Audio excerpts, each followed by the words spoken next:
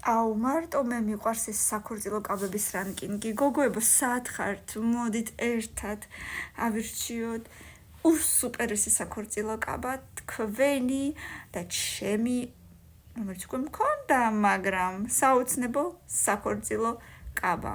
მე მქონდა უსუპერესი კაბა, დღევანდელ დღესაც ძალიან ლამაზად გამოიყურება, ეხლაც ჩავიცმევდი, ისეთი იყო 12 წლის წინ, ამიტომ აბა ნახოთ ახლა რას ავარჩევდი, არა, ამას არ ავარჩევდი მერვეზე.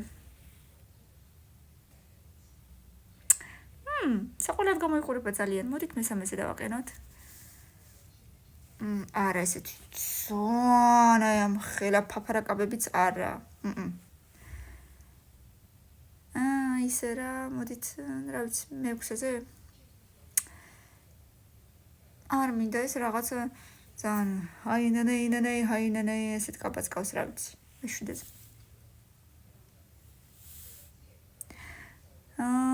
არა უშავს სიმართლე გითხრათ, მაგრამ უკან ისევ ძალიან დიდი ის მოყვება, ქსოვილი, მგონია რომ ვერც იმოძრავებ მაგაში, კაი მე-5-ზე იყოს, მე-10-ზე ნამდვილად ვერ დავსვავ. და ესე ოდნავ მოკლე რო არ ყოფილიყო შიგნითა ნაწილი, ცოტა უფრო გრძელი რო ყოფილიყო, კაი არა უშავს, მე-10-ისთვის ცოდვა, მე-4-ზე იყოს. აუ, აი ეს ნამდვილად მე-10-ზე. ეს არის ძალიან დედოფლური, აი მართლა პრინცების და დედოფლების ოჯახში უნდა ჩაიცვას მარტო აი ეს კაბა, თუმცა ჩვეულებრივ ქორწილებში ალბათ არა.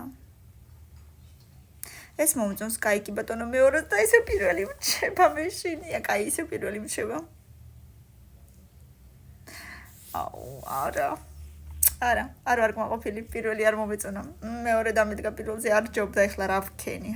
ბევრი ლაიქები და კომენტარები ძალიან მინდა მეორე ნაწილი, მოდით ერთად ვიბრძოლოთ, რომ მეორე ნაწილი იყოს 500 ლაიქი და შემდეგ ვნახოთ რა მოხდება.